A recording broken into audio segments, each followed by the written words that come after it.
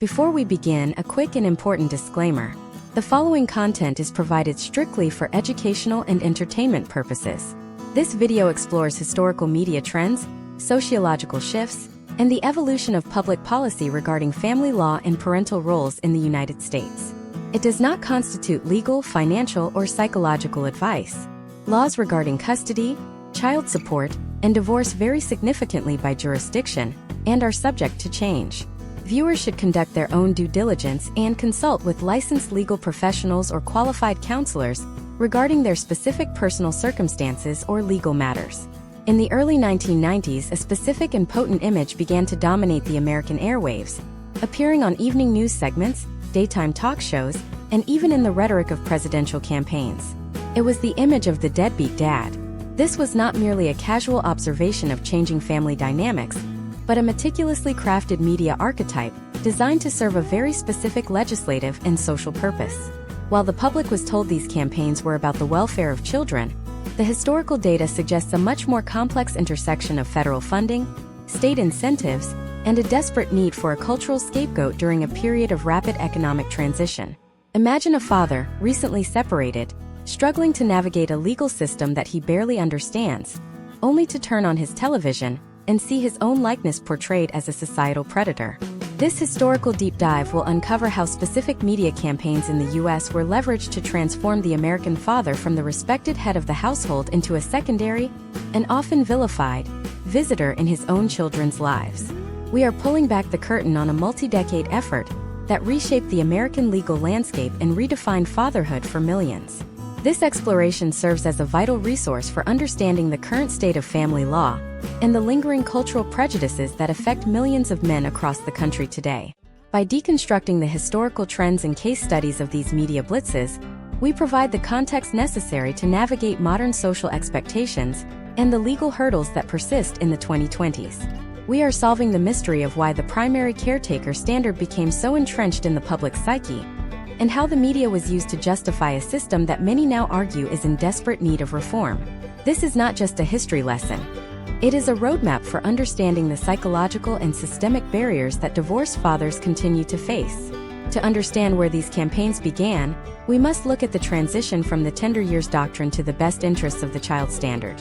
For decades, the tender years doctrine explicitly favored mothers for custody of young children, based on the historical assumption that women were inherently better suited for caregiving. As this doctrine began to face constitutional challenges in the 1970s and 80s, the legal system needed a new framework. However, rather than moving toward a truly neutral 50-50 starting point, the media stepped in to fill the void with a narrative that reinforced the mother as the only essential parent. One of the most significant historical trends we see during this era is the weaponization of the term deadbeat dad. In the 1980s, specifically following the 1984 Child Support Enforcement Amendments, a massive media push was initiated to characterize fathers who were behind on payments as malicious evaders. While case studies from the U.S. Census Bureau during this period actually showed that the majority of fathers who failed to pay child support were themselves living below the poverty line or were experiencing long-term unemployment, the media narrative focused almost exclusively on the wealthy father hiding assets in offshore accounts.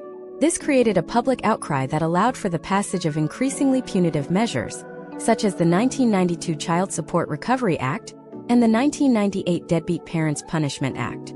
These media campaigns were often supported by visual storytelling that emphasized the father's absence. Consider the shift in American sitcoms between the 1960s and the 1990s. In earlier decades, fathers like those in Leave It to Beaver or The Andy Griffith Show were portrayed as the moral compass of the family. By the 1990s, the archetype had shifted toward the dunderhead dad, a man who was well-meaning but ultimately incompetent, or the vanished dad, whose primary function was reduced to a checkbook. This cultural conditioning prepared the American public to accept a legal system where a father's role was minimized. The economic motivations behind these media campaigns cannot be overlooked. Under Title 4D of the Social Security Act, the federal government provides significant financial incentives to states based on the amount of child support they collect. This created a scenario where state governments had a direct financial stake in ensuring that one parent was designated as the non-custodial payer and the other as the custodial payee. To maintain public support for this revenue-generating system, the media frequently ran sensationalized stories about the mounting billions of dollars in unpaid child support. These figures were often presented without the necessary context, such as how much of that debt was owed to the state for welfare reimbursement rather than directly to the families, or how much of it was uncollectible due to the parents' actual indigence. We also see a historical trend in the use of public shaming as a media tactic. In the late 1990s and early 2000s, many states began publishing most wanted posters for child support obligors. These posters, which appeared on billboards and in local newspapers, treated civil debt as a high-stakes criminal offense. This media strategy was highly effective at creating a social stigma that made it difficult for divorced fathers to advocate for increased parenting time. If the public perceived them as criminals, their desire for a meaningful relationship with their children could be easily dismissed as a secondary concern. Furthermore, the rise of the 24-hour news cycle allowed for the proliferation of expert segments that often relied on outdated or biased psychological theories. Many segments during the 1990s popularized the idea of the primary bond, suggesting that a child could only truly bond with one parent, typically the mother, and that a father's involvement was supplemental.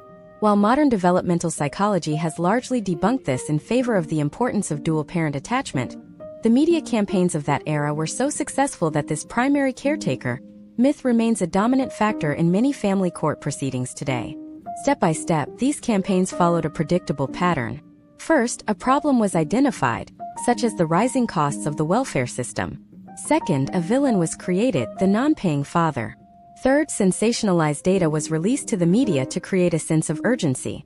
Finally, legislation was introduced as the solution, which often resulted in the further erosion of parental rights for fathers. By analyzing these steps, we can see how the media served as the engine for a massive sociological and legal shift. As we move forward in this masterclass, we will examine the specific organizations that funded these campaigns and the political alliances that made them possible. We will look at how the rhetoric of the war on poverty was redirected into a war on the non-custodial parent, and how the media's portrayal of these issues ignored the catastrophic impact of parental alienation and the loss of the father-child bond. The open loop we must now address is this. If these campaigns were based on flawed data and economic incentives, what does that mean for the millions of families who were restructured under their influence?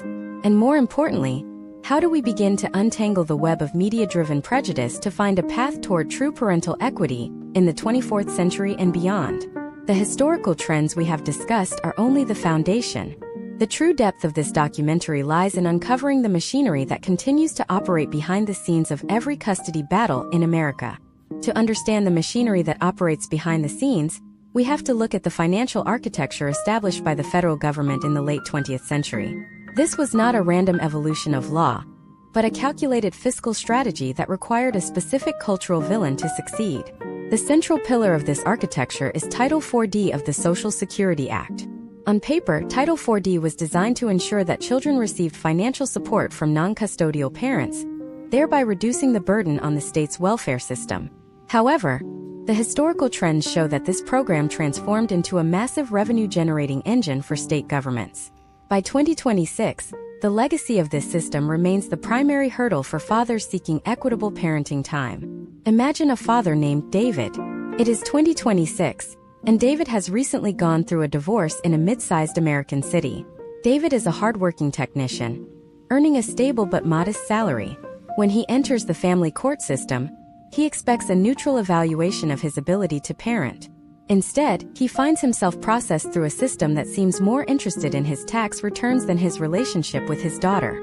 This is because the system David is navigating was built during the peak of the 1990s media campaigns that prioritize collection over connection. For every dollar David is ordered to pay in child support, the state government receives a federal incentive payment. This is the hidden bounty system. Under Section 458 of the Social Security Act, states are rewarded with federal funds based on the cost-effectiveness and total amount of their child support collections. This created an inherent conflict of interest. The more child support a state orders, the more federal money it receives to fund its own administrative budgets. To make this financial extraction palatable to the American public, the media had to sell a specific narrative. Enter the 1996 Personal Responsibility and Work Opportunity Reconciliation Act, often called the Welfare Reform Act. This was a bipartisan effort that changed the landscape of American poverty. The media campaign surrounding this act was relentless. News outlets across the United States were flooded with stories of the deadbeat dad, who was single-handedly responsible for the breakdown of the American family and the rising costs of the social safety net. Historical trends from this era show a deliberate pivot in language. Politicians and news anchors stopped talking about the complexities of post-divorce poverty and started using high-stakes moral rhetoric. They framed child support enforcement not as a legal process, but as a crusade to save the American taxpayer. This era introduced the concept of imputed income, a legal mechanism that allows a court to set child support based on what they think a father should be making, rather than what he actually earns. Case studies from this period illustrate the devastating potential outcomes of this policy. In many instances, fathers who were laid off or suffered health crises were held to income standards they could no longer meet. When they fell behind, the media-driven narrative ensured there was no public sympathy. Instead of being viewed as a citizen in financial distress, the father was branded a criminal. The media didn't just report on these laws, they championed them. Magazines like Time and Newsweek ran cover stories that blurred the lines between fathers who were truly avoiding their responsibilities and those who were simply poor. This led to the creation of the dead broke dad reality, a term rarely used in mainstream media, which describes the millions of fathers who are technically in arrears but lack the actual means to pay. The step-by-step implementation of this media strategy was brilliant in its simplicity. First, government agencies released selective data highlighting the billions of dollars in unpaid support. They didn't mention that a significant portion of this debt was interest or money owed back to the state for welfare reimbursement, rather than to the children themselves. Second, major networks ran segments featuring the most extreme examples of evasion, usually involving wealthy men with hidden assets. Third, these stories were used to justify new, aggressive enforcement tools, such as the automatic suspension of driver's licenses and professional licenses. The logic was circular. If a father can't pay, take away his ability to work so he can pay. This illogical leap was only possible because the media had successfully dehumanized the divorced father. The 1998 Deadbeat Parents Punishment Act took this a step further, making it a federal crime to cross state lines to avoid child support. The media coverage of this act's signing was a masterclass in political theater. It sent a message to every father in the country. The government is watching you, and the public is rooting for your capture. In 2026, we see the long-term potential outcomes of these policies. The family court system has become an assembly line of extraction. Because state budgets are now dependent on these federal 4D incentives, there is a systemic disincentive for courts to award 50-50 shared custody. If parents share time equally, the child support amount is typically lower, which means the state's federal kickback is reduced. The media campaigns of the 90s provided the moral cover for this financial arrangement. Let's look at the data that was often ignored during these media blitzes. A 2002 report by the Urban Institute revealed that a staggering 70% of child support debt was owed by fathers who earned less than $10,000 a year. These men were not the high-rolling evaders shown on the evening news. They were the working poor. Yet, the media continued to push the image of the selfish man in a sports car. This disconnect between the media's portrayal and the statistical reality served to consolidate power within the Title 4D agencies.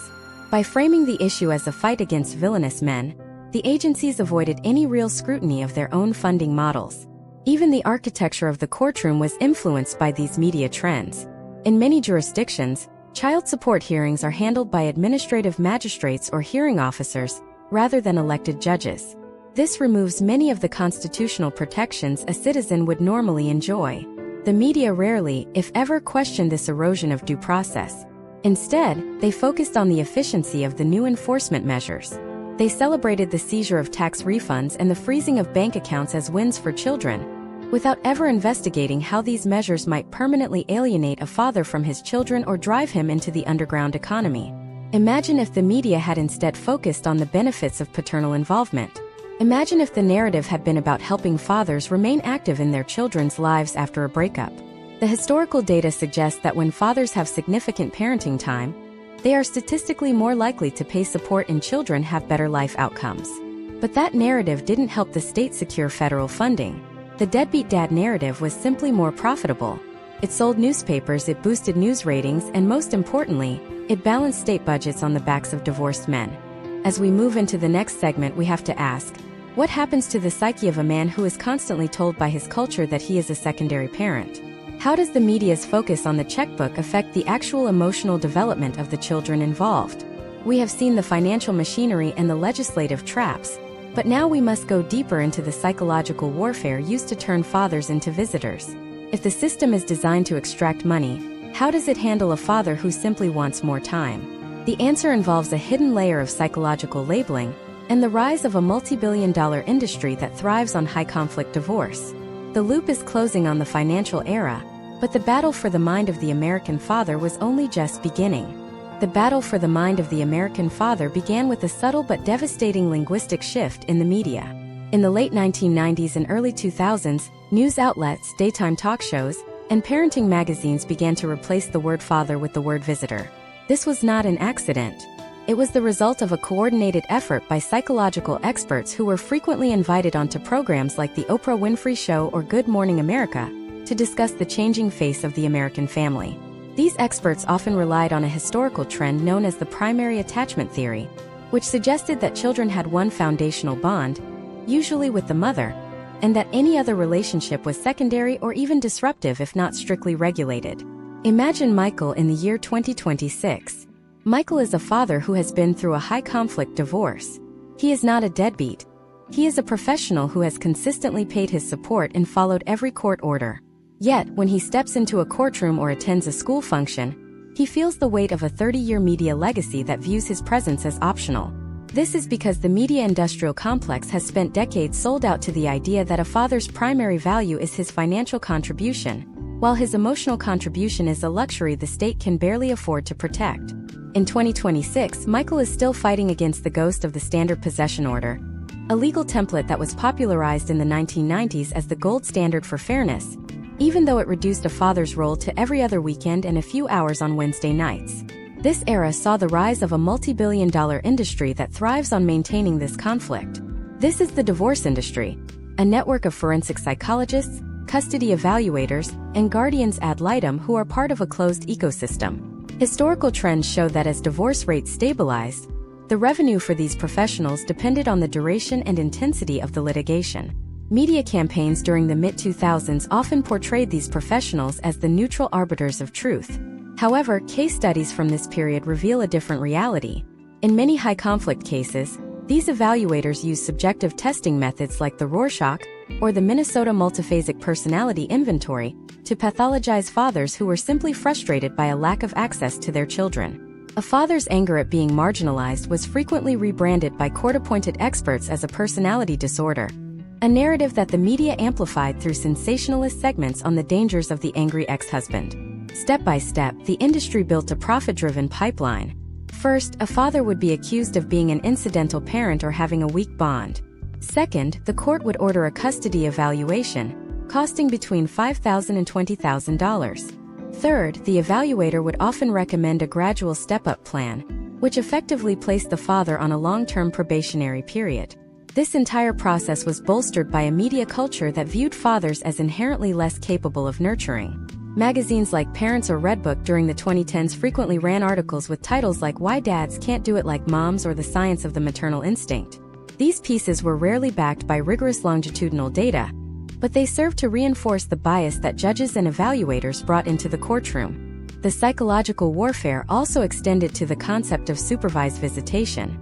Originally intended for cases of documented abuse or neglect, supervised visitation became a lucrative sub-industry in the 2010s and 2020s. Media reports during this time often showcased these centers as safe havens for children. However, a deeper look into the historical data shows that these centers were increasingly used as a tactical tool in divorce litigation to sever the natural bond between a father and child. When a father is forced to interact with his child in a sterile room under the watchful eye of a paid monitor who is taking notes, the authentic relationship is effectively strangled. The media rarely questioned why these centers were seeing a massive influx of fathers with no criminal records or history of violence. Instead, the narrative focused on the safety of the child, a powerful emotional hook that silenced any opposition. Consider the role of the guardian ad litem, or jail. In the early 2000s, the media portrayed gals as the voice of the child, a benevolent figure ensuring that kids didn't get lost in the shuffle of divorce. But by 2026, the historical data has shown that gals often act as the gatekeepers of the maternal preference. Because many gals are attorneys with little to no psychological training, they rely on the same media-driven stereotypes that characterize fathers as the less essential parent. They are part of a system where the potential outcomes for a father are often dictated by his ability to pay for the gal's favor. This created a pay-to-play environment where the media's silence was as loud as its previous outcries against deadbeat dads. Furthermore, we must examine the historical media trend of ignoring parental alienation. While the concept was developed by Dr. Richard Gardner in the 1980s, the media throughout the 2000s and 2010s engaged in a massive campaign to discredit it. High-profile articles in major newspapers framed parental alienation as a junk science used by abusive fathers to regain control. This media-driven skepticism had a direct impact on family court legislation. By 2026, many states have passed laws that make it difficult for a father to even bring up the psychological manipulation of his children. The media's role in this was pivotal. They chose to focus on the rare cases where the theory was misapplied while ignoring the thousands of case studies where children were systematically programmed to hate and fear their fathers. The financial scale of this is staggering. Estimates suggest that the U.S. divorce industry generates over $50 billion annually. A significant portion of this is derived from the very conflict that the media helps to fuel. By portraying every divorce as a zero-sum game where one parent must win and the other must lose, the media ensures a steady stream of clients for the lawyers and experts. They have created a cultural expectation of combat. In 2026, we see the results. A generation of fathers who are financially depleted and emotionally exhausted, and a generation of children who have been taught that a father is a disposable figure who can be replaced or removed at will. Imagine if the media had applied the same level of scrutiny to these court-appointed experts as they did to the fathers who were behind on their support. Imagine if the news had reported on the success rates of 50-50 shared parenting, which decades of peer-reviewed research shows is the best outcome for children in almost all cases. But the 50-50 narrative doesn't sell as many subscriptions or generate as many clicks. Conflict sells. The image of the victimized mother and the predatory or negligent father sells. This is the psychological foundation upon which the entire modern family law system is built. As we conclude this part of the masterclass, we have to look toward the source of this systemic resistance. If the psychological and financial incentives are so deeply entrenched, who is keeping the doors locked? Why have so many attempts at legislative reform in states like Florida, Texas, and New York met with such fierce, well-funded opposition? The media is only the mouthpiece. The real power lies with the organizations and lobbying groups that view parental equality as a threat to their bottom line. In the next part, we will uncover the secret lobbying wars and the powerful interest groups that have spent millions to ensure that the American father remains a visitor in his own home. The money trail goes deeper than you think, and it leads directly to the heart of the Capitol. The money trail leads directly to the heart of the Capitol because the status quo in family law is not an accident of history, but a carefully guarded revenue stream.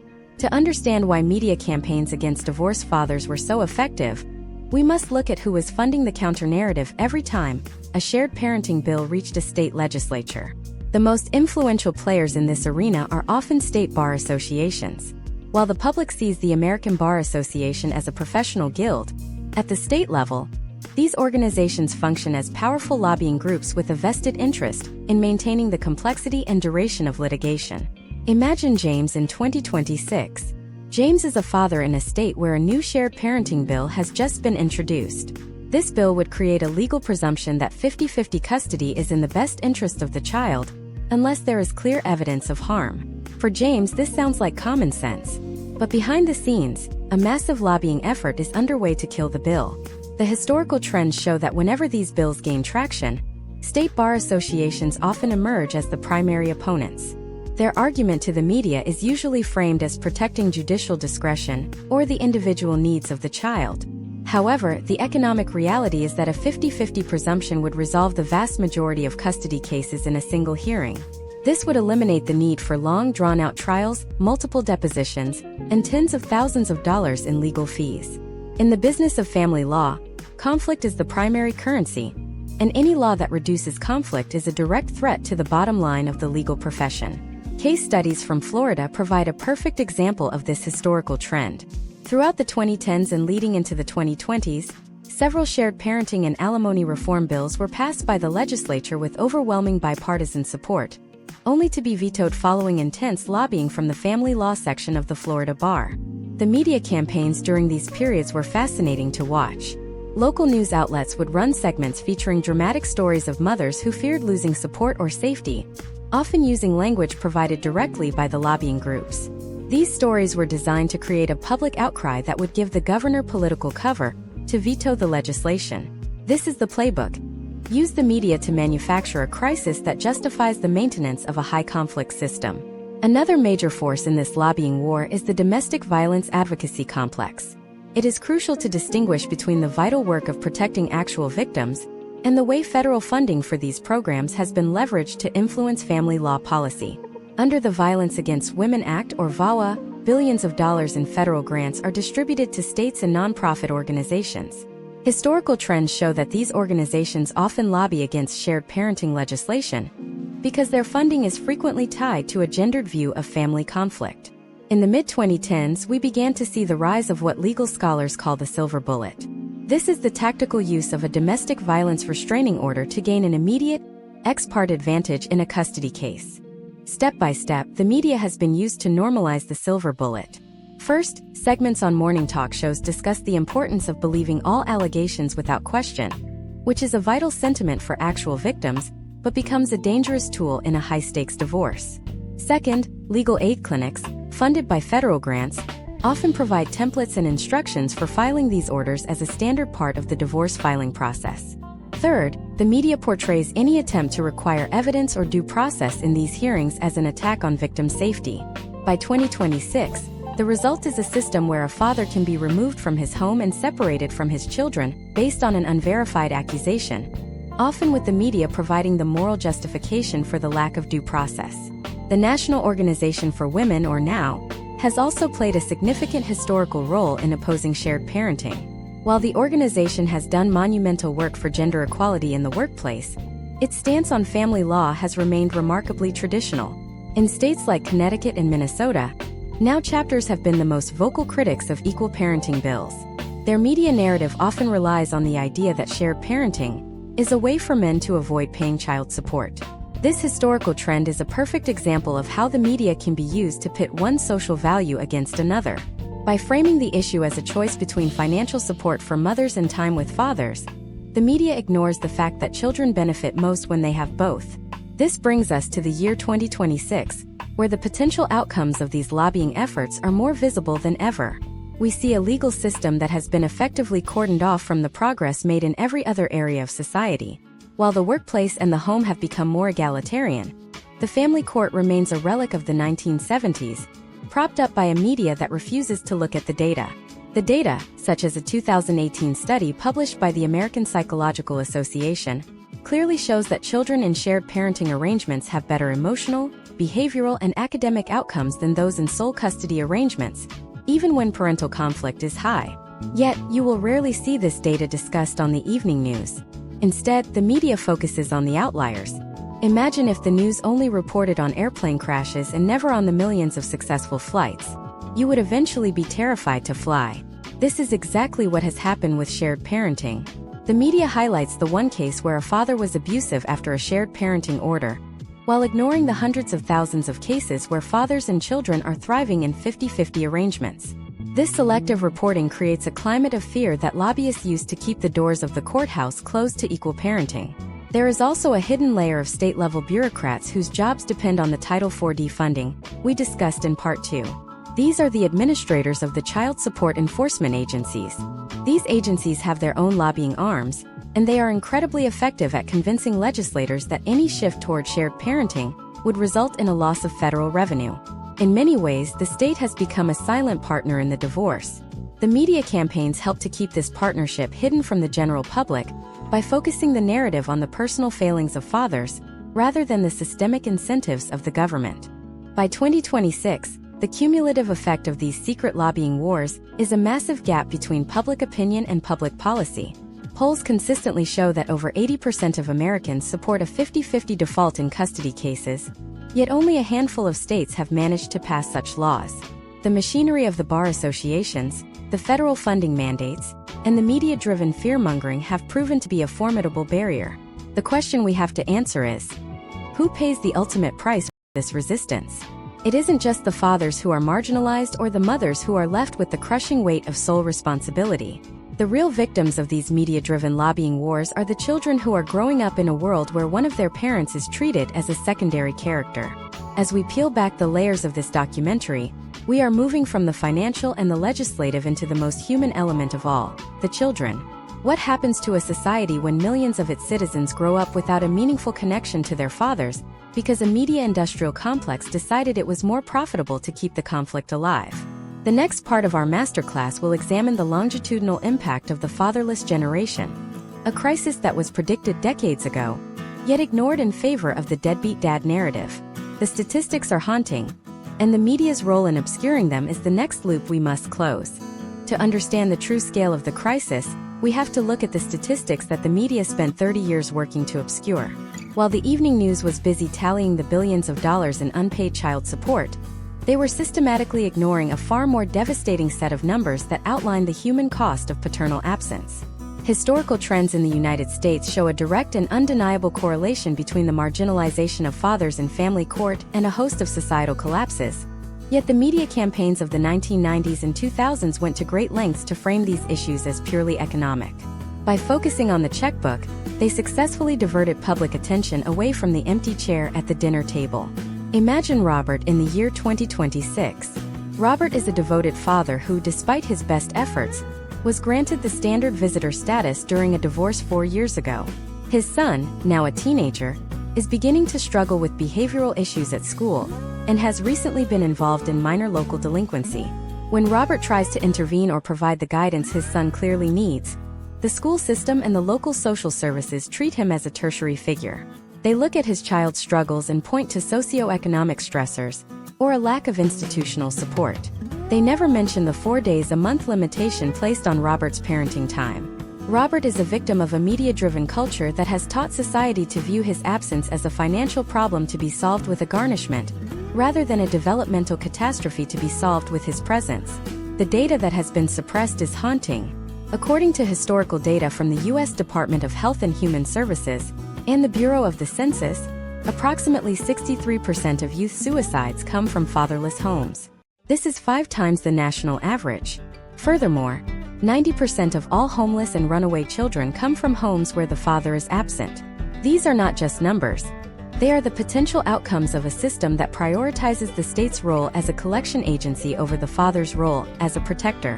When the media ran campaigns throughout the early 2000s, they frequently highlighted the success of single-mother households, which is a testament to the strength of mothers, but they did so by intentionally omitting the statistical vulnerability of children who lose their connection to their fathers. We see this same trend in the criminal justice system. Historical trends show that 85% of all children who exhibit behavioral disorders come from fatherless homes. This is 20 times the national average. In the realm of education, the National Principals Association reported that 71% of all high school dropouts come from fatherless homes. These statistics were available to every major news network for decades, yet they were rarely the lead story. Instead, the narrative focused on the deadbeat dad archetype, creating a feedback loop where the public believed the only thing a child needed from a father was a monthly wire transfer. Step by step, the media used a strategy of erasure to facilitate this. First, they decoupled the father's presence from the child's outcome. They did this by popularized catchphrases like "it takes a village," which, while well-intentioned, was often used in family law circles to suggest that the state and community could adequately replace a biological father. Second, they used selective case studies to show that children were resilient and that divorce had no long-term negative impacts, often citing short-term studies that didn't follow the children into adulthood. Third, when social problems like the rise in teen pregnancy or gang violence became impossible to ignore, the media blamed toxic masculinity or lack of government funding, rather than the systemic removal of fathers from the home by the family court system.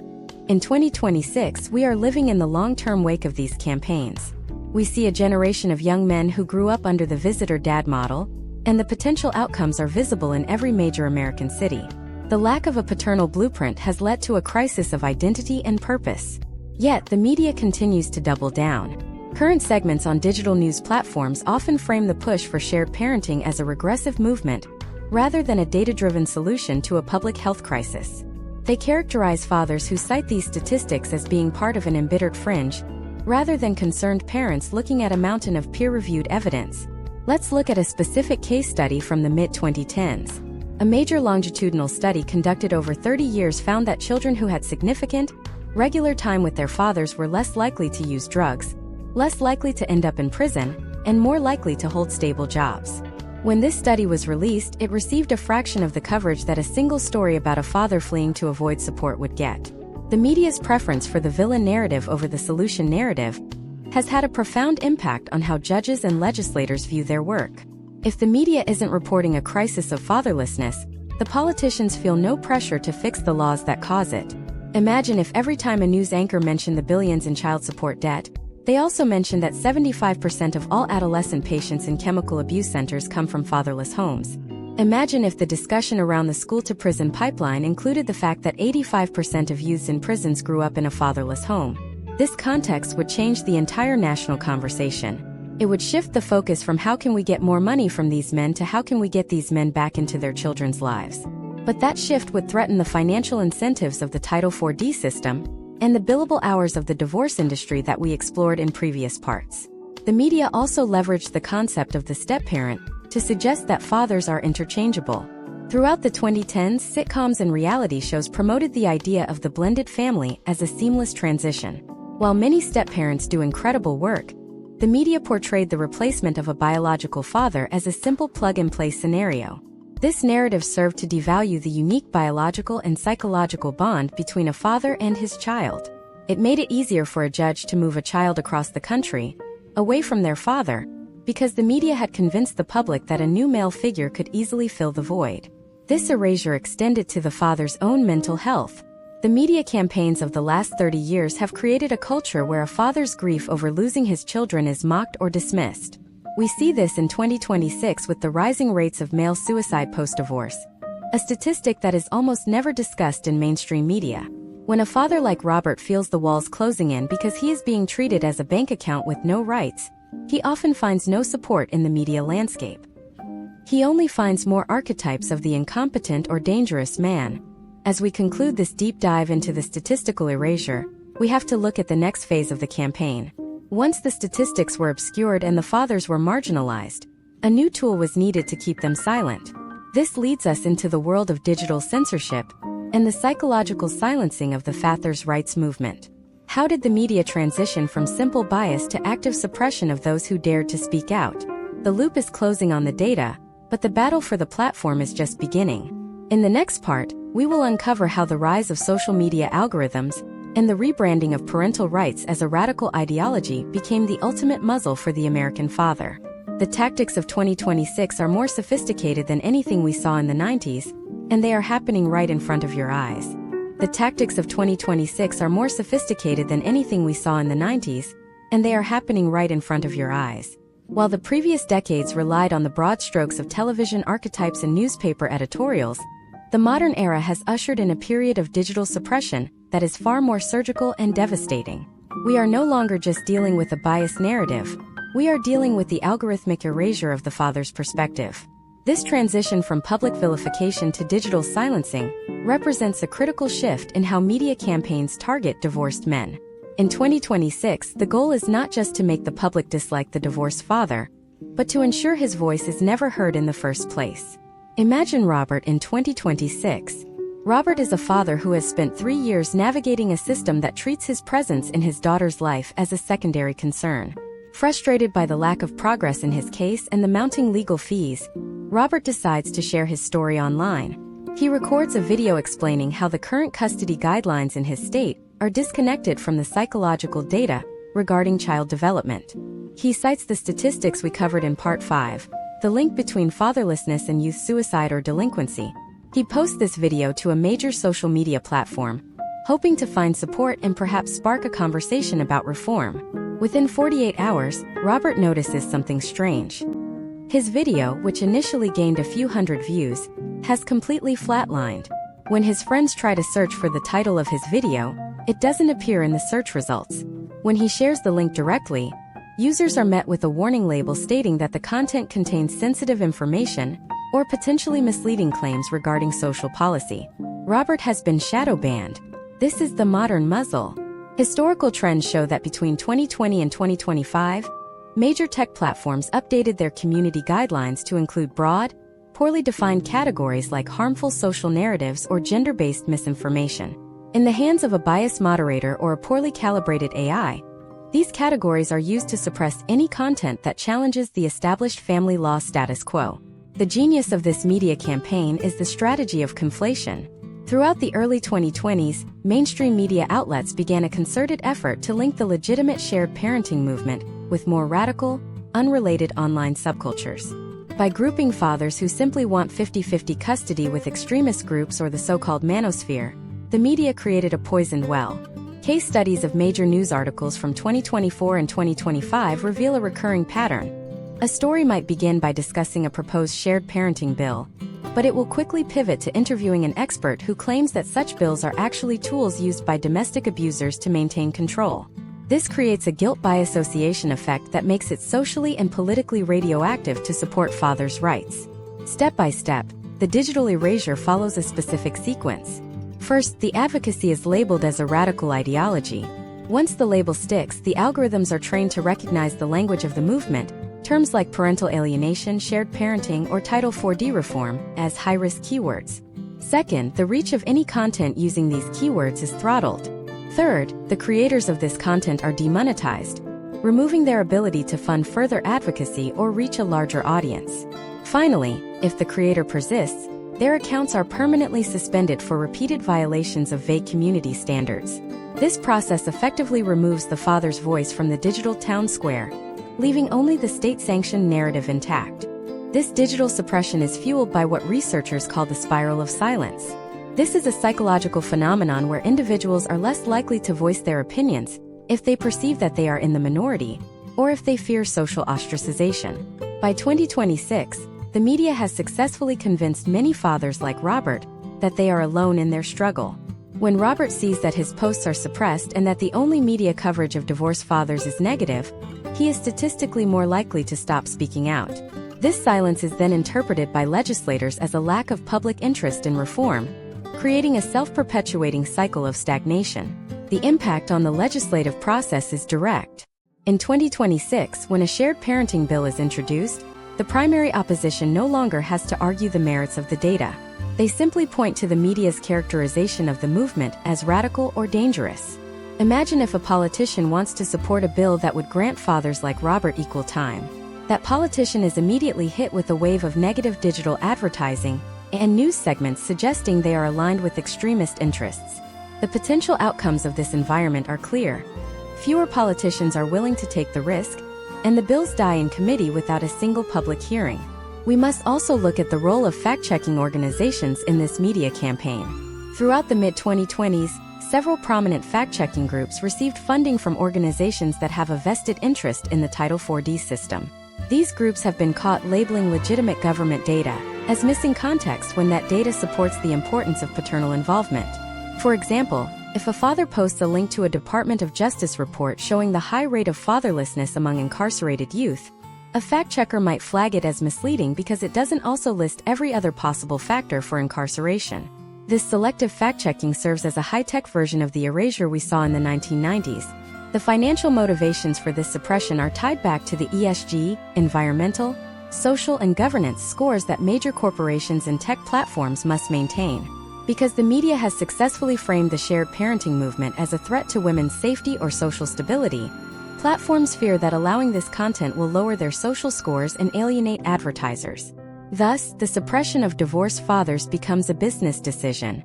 The media provides the ideological justification, and the tech companies provide the technical enforcement. Imagine if the technology was used to connect fathers with resources and support instead. Imagine if the algorithms were designed to surface the stories of successful shared parenting arrangements to provide a roadmap for others. But in 2026, the machinery is moving in the opposite direction. It is a system designed to keep the conflict high and the participants silent. For Robert, the digital world has become as hostile as the courtroom. He is fighting a war on two fronts: a legal battle for his daughter and a digital battle for his own reputation. As we move toward the next part of this deep dive, we have to consider the long-term psychological effect of this systemic silencing. What happens to a man's mental health when he is not only separated from his children, but also erased from the cultural conversation. The media's campaign has moved from the screen into the mind, creating a phenomenon known as legal gaslighting. This is where the father is made to believe that his desire for a normal relationship with his children is a sign of mental instability. The loop of digital suppression is tightening, but it leads to an even darker territory: the weaponization of mental health evaluations and the rise of the psychological profile as a tool of state control. In the next part, we will uncover how the media helped transform the therapist's office into an extension of the courtroom, and how your own thoughts can now be used as evidence against your right to be a parent. The open loop of the digital muzzle leads directly to the interrogation of the soul. The interrogation of the soul begins the moment a father expresses a desire for anything more than the role of a secondary visitor. In the legal landscape of 2026, this interrogation is no longer a matter of simple cross-examination. It has been outsourced to a sprawling network of forensic psychologists and court-appointed therapists who operate under a set of assumptions built by 30 years of media messaging. This phenomenon, which legal scholars often describe as the therapeutic state, has successfully transitioned the family court from a place of law into a place of clinical judgment. In this environment, a father's thoughts, his personality traits, and his very reactions to the loss of his children are dissected under a microscope of suspicion, a process that the media has normalized as necessary for child safety. Imagine Mark in the year 2026. Mark is a suburban father, a middle manager at an engineering firm, and by all accounts a loving and stable parent. When Mark's marriage ended, he requested 50-50 shared parenting, believing the research that shows this is the optimal outcome for his two young sons. However, his request was met with a motion for a forensic psychological evaluation. The media-driven narrative of the late 2010s and early 2020s has conditioned the public, and by extension the judiciary, to believe that any father who fights too hard for his children must be driven by a need for control rather than a desire for connection. Mark now finds himself sitting in a sterile office, facing a professional whose billable rate is $400 an hour, tasked with proving his own sanity. The historical trends that led to Mark's predicament are rooted in the media's obsession with the angry man archetype. Starting in the mid-2000s, popular media began to shift its focus from the deadbeat dad to the high-conflict father. Daytime talk shows and true crime documentaries frequently featured segments on the dangers of the disgruntled ex-husband. These media campaigns were highly effective at creating a psychological profile in the public mind. A father who seeks equal time is likely using the children as a weapon or is suffering from an undiagnosed personality disorder. This media-created profile became the unofficial manual for many court-appointed evaluators. One of the most potent tools in this interrogation is the Minnesota Multiphasic Personality Inventory, or MMPI-2. This is a standardized psychometric test designed to identify clinical mental health disorders.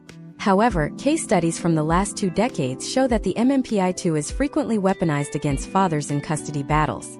The test includes questions about feelings of frustration, resentment, and distrust. For a father who is being systematically separated from his children and drained of his financial resources, high scores on these scales are a natural human response. Yet, within the family court industrial complex, these scores are often interpreted as evidence of a permanent character flaw or a risk to the children. The media has never investigated the inherent bias in applying these clinical tests to individuals undergoing the extreme trauma of a forced family separation. Step by step, the psychological pipeline operates with ruthless efficiency. First, the media creates a cultural expectation that fathers are the primary source of conflict in a divorce. Second, this cultural expectation is used to justify a forensic evaluation, which can cost anywhere from $10,000 to $30,000, fees that are often split, or in many cases, heavily weighted toward the father. Third, the evaluator uses subjective clinical impressions to label the father as high conflict or lacking empathy. Finally, these labels are used to justify a restricted parenting plan, often involving supervised visitation or mandated therapy. This is the interrogation of the soul, a system where a father's natural grief is rebranded as a pathology. In 2026, we see the rise of what is known as reunification therapy. On its face, this sounds like a positive intervention designed to heal broken bonds. However, historical data suggests that the media has portrayed these programs in a way that obscures their potential outcomes. In many cases, reunification therapy is ordered when a father has been alienated from his children. Instead of the court enforcing his parenting time, It orders him into a therapeutic process where he must pay for the privilege of seeing his children in a controlled environment. The media campaigns of the 2020s have often framed these orders as a compassionate solution, ignoring the reality that they frequently serve as a multi-year, high-cost barrier to a normal parent-child relationship. Consider the role of the parenting coordinator, a position that became popular in the 2010s. Media reports often describe these individuals as referees who help parents co-parent more effectively. But by 2026, many fathers find that these coordinators function as the state's digital eyes and ears. Every email, every text message, and every interaction is monitored and can be reported back to the court. This constant surveillance creates a state of perpetual anxiety for the father. If he is too firm, he is labeled as aggressive. If he is too passive, he is labeled as disinterested. This media-supported culture of surveillance has turned fatherhood into a performance for a clinical audience, where the stakes are the loss of one's children. The financial scale of this psychological gatekeeping is massive. The forensic psychology industry in the United States has grown in lockstep with the expansion of the family court system. By 2026, it is a multi-billion-dollar sector that relies on the continuation of conflict. If fathers were simply granted equal time as a legal default, the need for these expensive evaluations and monitored therapies would evaporate. The media's role in this has been to act as a marketing arm for the therapeutic state. By pathologizing the divorced father, they have created a permanent demand for the services of the experts who sit in judgment of him. Imagine if the media had instead focused on the trauma of the father, who is erased from his child's life. Imagine if there were documentaries on the psychological impact of being falsely accused or the long-term damage caused by court-ordered separation. But those stories would challenge the narrative that the state and its experts are the only ones who know what is in the best interest of the child. The media has chosen to protect the experts rather than the families, leaving fathers like Mark to navigate a psychological minefield where every step could be his last. As we look deeper into the year 2026, we see that the interrogation of the soul has reached its final, most dangerous phase. It is no longer enough to control a father's time or his money. The system is now moving toward the total control of his reputation through the digital weaponization of these psychological profiles. In the next part of this deep dive, we will explore the secret databases and the sharing of private psychological information between state agencies and private corporations. We will uncover how the labels applied in a closed courtroom can follow a man into his professional life, affecting his career and his standing in the community. The open loop of the interrogation leads to a world of permanent social credit, a system where once you are labeled by the court, you are branded for life. The final silencing is not just a loss of children but a loss of self. The final silencing of the American father in 2026 is achieved through a digital branding system that follows a man long after he leaves the courtroom. This is the era of the permanent social record, where the labels applied during a high-conflict divorce are no longer confined to sealed manila folders in a county clerk's office. Instead, through the integration of private data brokers and AI-driven background screening, a father's reputation is effectively commodified and weaponized against his professional future. This is the final stage of the media campaign that began in the 1990s, the transition from public shaming to invisible systemic exclusion. Imagine Thomas in the year 2026. Thomas is a senior software architect with 15 years of experience and a spotless professional record. He recently emerged from a 3-year legal battle where, despite having no criminal history, he was labeled a high-conflict litigant by a court-appointed evaluator after he challenged a restricted parenting plan. Thomas is now applying for a leadership position at a major tech firm. He passes the technical interviews with ease, but 48 hours later, he receives a generic email stating that the company has decided to move in a different direction. What Thomas doesn't know is that the company's automated screening tool, powered by a third-party risk assessment algorithm, flagged his name. The algorithm didn't find a felony. It found a civil risk score. It scraped the public records of his divorce, identified the psychological labels applied by the evaluator, and cross-referenced them with media-driven sentiment analysis. In the eyes of the machine, Thomas is a liability. The historical trends that led to this point began with the push for open court records in the early 2010s. Under the guise of transparency and public accountability, state governments began digitizing decades of family law proceedings. While the media campaigned for this as a win for the public's right to know, it simultaneously created a goldmine for data aggregators. By 2026, these companies have moved beyond simply reporting arrests or bankruptcies. They now use machine learning to scan millions of pages of divorce transcripts to identify keywords associated with the deadbeat or high-conflict archetypes established by the media decades ago. The role of the media in justifying this surveillance cannot be overstated. Throughout the 2020s, a series of sensationalized news reports focused on the rare cases where a father, previously involved in a civil custody dispute, committed a violent act.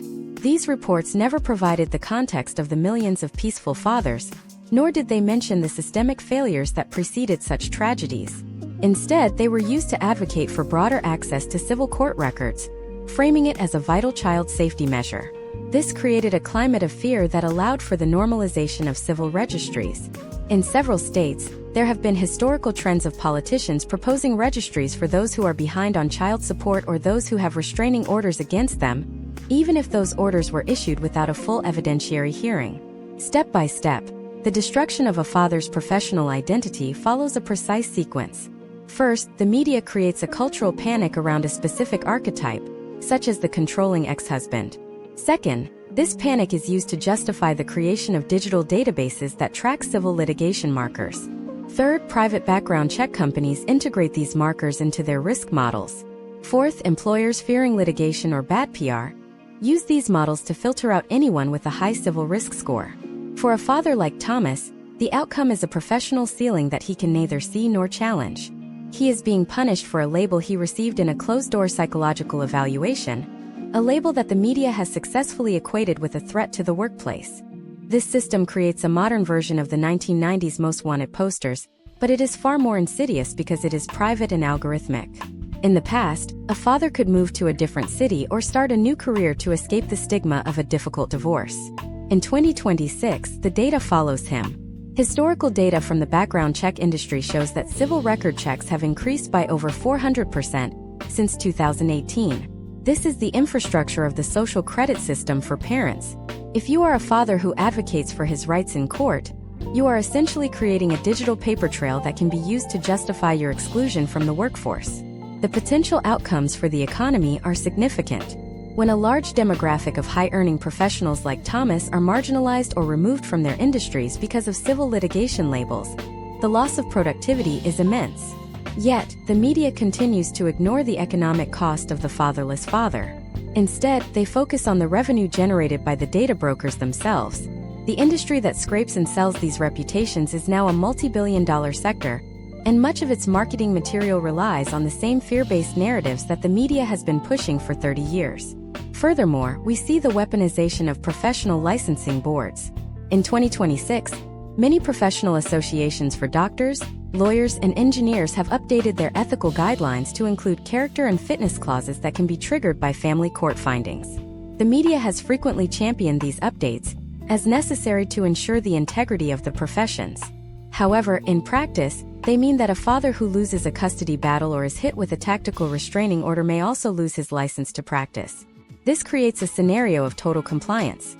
If a father doesn't accept the visitor status mandated by the court, he risks not just his relationship with his children, but his entire livelihood. Imagine if the media had instead interrogated the accuracy of the algorithms that generate these risk scores. Imagine if there were a movement to protect the privacy of civil litigants to ensure that a family tragedy didn't become a professional death sentence. But the narrative of child safety is a much more effective tool for selling software in news cycles. The public has been conditioned to believe that if a father has nothing to hide, he should have nothing to fear from a digital registry. This ignores the reality that the labels in family court are often subjective, biased, and financially motivated. As Thomas sits in his home office in 2026, staring at another rejection email, he is experiencing the final silencing. He has been erased from his daughter's life by the court, and now he is being erased from his profession by the machine. The media industrial complex has come full circle. It created the villain, it justified the system to extract his resources, and now it has created the technology to ensure he never recovers. The loop of the social credit brand is closed, but there is one final piece of the puzzle that we have yet to examine. How did this American model of paternal marginalization become a global export? Why are we seeing these same media campaigns and legislative traps appearing in the United Kingdom, Canada, and Australia? The machinery of the divorce industry is no longer just a national issue. It is a global franchise.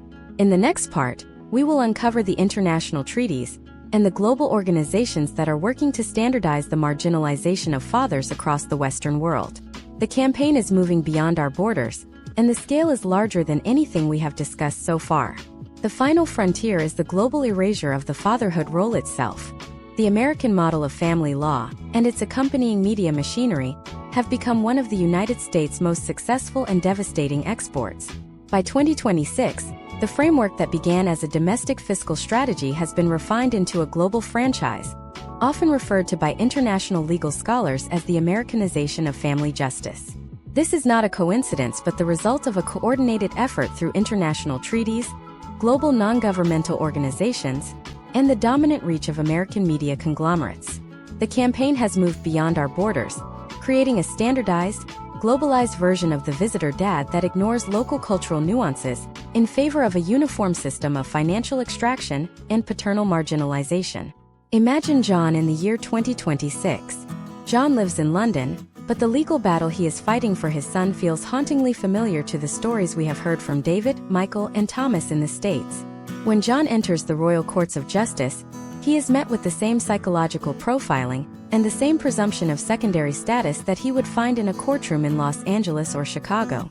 This is because the UK's Children Act and its subsequent amendments have been heavily influenced by the same Title 4D-style incentive models and media-driven primary attachment theories. John turns on his television and sees the same advertisements for high-conflict divorce solicitors that use the exact same fear-based rhetoric pioneered by American law firms. The potential outcomes for John are identical to those of his American counterparts: a life of scheduled visits, perpetual surveillance, and a professional reputation at the mercy of a digital registry. The historical trends of this global export began with the Hague Convention on the Civil Aspects of International Child Abduction. While the treaty was originally designed to prevent one parent from fleeing to another country to avoid a custody order, the media campaigns of the 2010s and 2020s have transformed its application. In 2026, we see a trend where the Hague Convention is frequently used as a weapon against fathers who are attempting to maintain a relationship with their children in the face of relocation. The media in the UK, Canada, and Australia often frames these cases using the same abductor archetype, regardless of whether the father was the one who moved or the one who was left behind.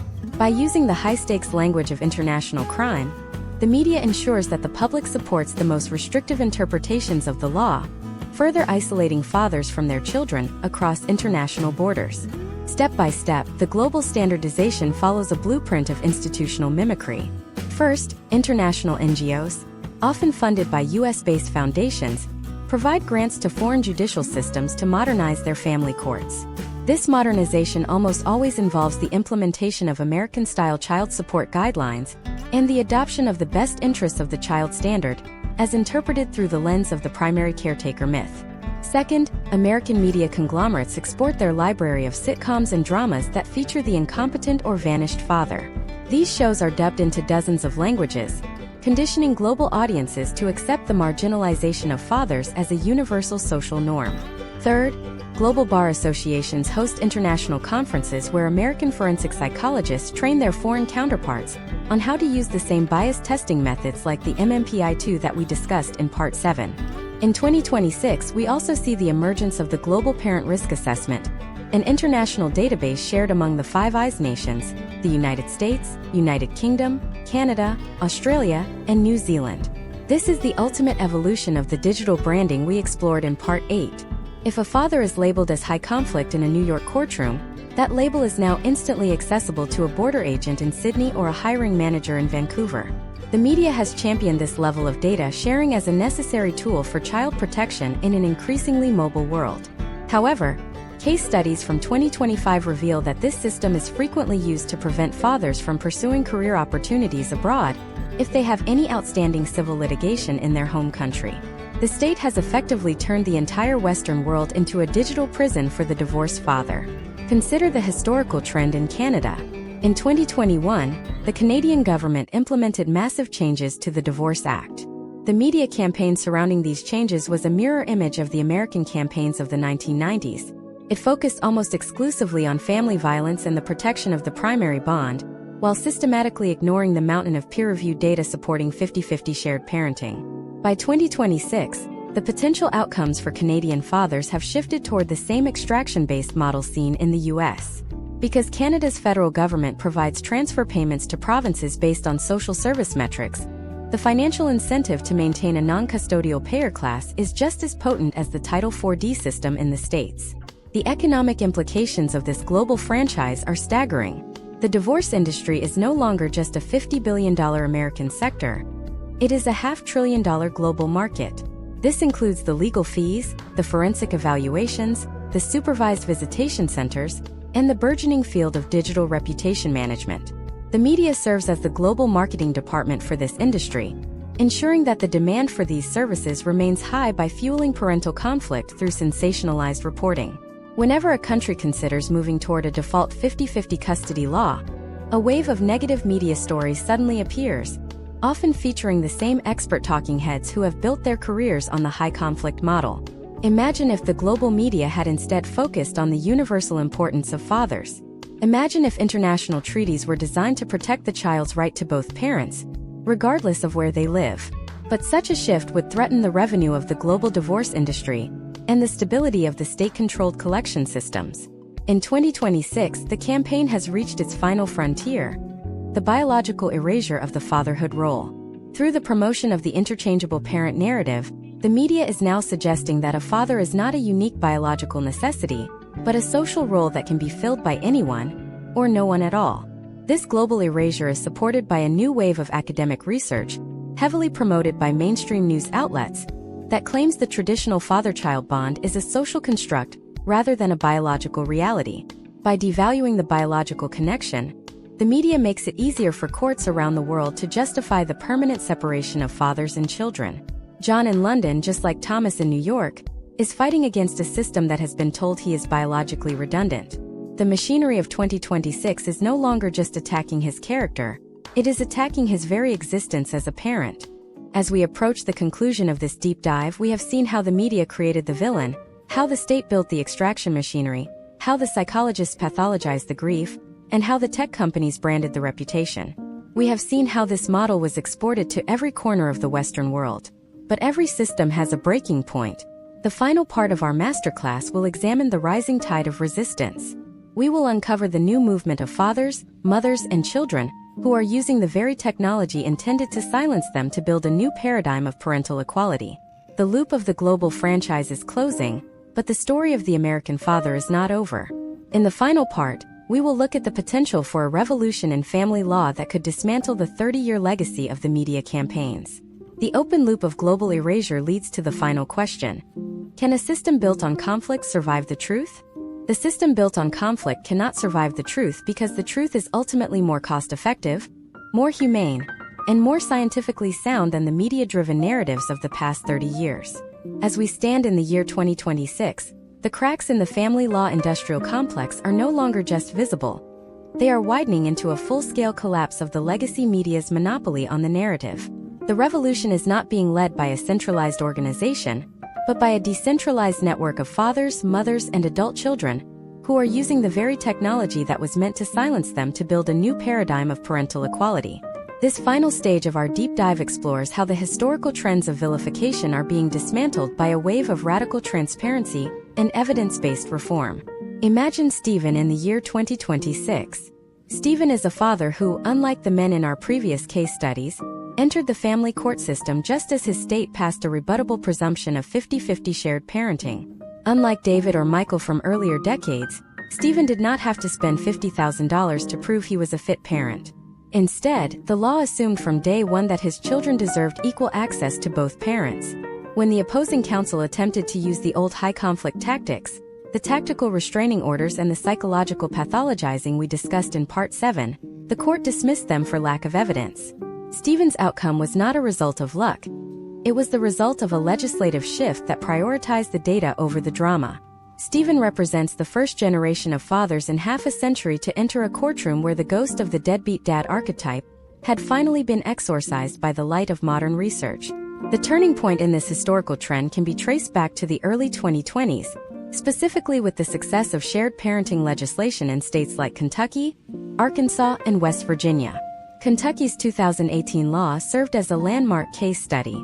Before the law, The state's family courts were a battleground of visitor statuses and high child support arrears. Within 2 years of passing a 50/50 default, the potential outcomes for families shifted dramatically. Domestic violence filings related to custody disputes decreased, and the number of contested trials plummeted. The media, which had predicted a surge in child endangerment, was forced to confront a reality where families were reaching agreements faster and with less trauma. By 2026, this model has been adopted by over 30 states, creating a legislative domino effect that the divorce industry's lobbyists could no longer contain. The most surprising element of this resistance is the Moms for Shared Parenting movement. For decades, the media portrayed the fight for fathers' rights as a gendered war. However, in the mid-2020s, a historical trend emerged where women grandmothers, second wives, and mothers who grew up without their own fathers became the most vocal advocates for reform. These women recognized that the marginalization of fathers was not a win for women. It was a loss for the entire family unit. They began using decentralized social media platforms to share data that mainstream news had ignored. They highlighted the financial devastation of the Title IV system on their sons and brothers. This cross-gender alliance effectively neutralized the media's ability to frame shared parenting as an anti-woman movement. In 2026, the optics have shifted. Supporting equal parenting is now seen as the ultimate pro-family and pro-child stance. Step by step, the dismantling of the old system followed a predictable logic. First, independent creators and investigative journalists began bypassing traditional networks to interview the children of the visitor dad era. These adult children, now in their 20s and 30s, spoke out about the trauma of being used as pawns and the deep void left by their father's absence. Second, these testimonials went viral on decentralized video platforms that the algorithms of 2026 could not easily shadow ban. Third, the sheer volume of these stories forced a scientific renaissance. The academic community, feeling the pressure of public scrutiny, began a massive reevaluation of attachment theory. By 2026, the primary caretaker myth has been officially replaced in psychological textbooks by the dual attachment model, which proves that children have a biological and psychological requirement for both parents from birth. The financial machinery of the divorce industry is also facing a systemic crisis. As 50/50 parenting becomes the standard, the billable hour model is collapsing. Lawyers who once relied on 3-year custody battles to fund their practices are finding that cases are settling in 3 months. The forensic psychologists and custody evaluators we examined in Part 7 are seeing their roles marginalized, as courts move away from subjective personality tests and toward objective safety standards. This has led to a historical trend of legal professionals pivoting toward mediation and collaborative law. The industry is being forced to innovate or die, and for the first time in 30 years, the profit motive is being aligned with the peace of the family rather than its destruction. Imagine if the media had started here 30 years ago.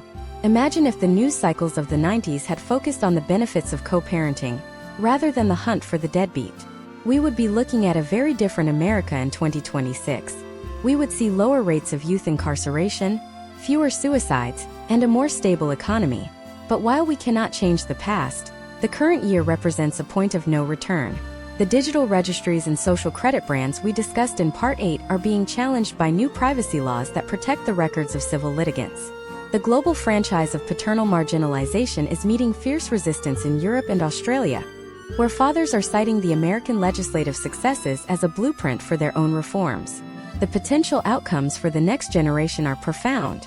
Children born in 2026 are the first in decades to grow up in a culture that expects their father to be a full, active, and respected participant in their lives, regardless of their parents' relationship status.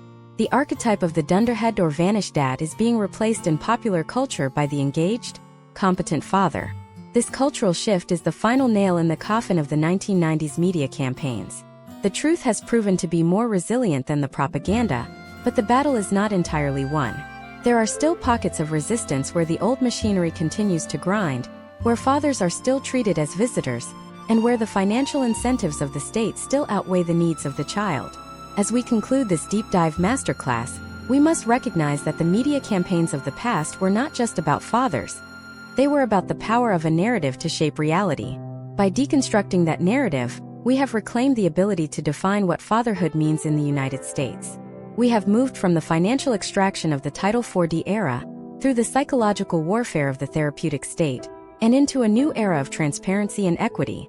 The historical trends show that the system built on conflict is unsustainable. The case studies show that the human spirit, and the bond between a parent and child, is unbreakable.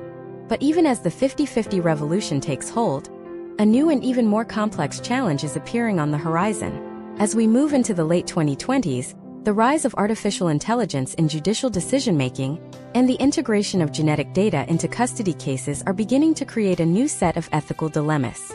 If the machines of the past used biased data to separate families, what will the machines of the future do? The loop of this documentary is closing, but the story of the modern family is entering its most high-stakes chapter yet. In our next series, we will dive into the role of AI judges and the genetic frontier of family law. The battle for the American father has changed, but the mission remains the same, ensuring that no child is ever again told that their father is optional. The next deep dive begins now.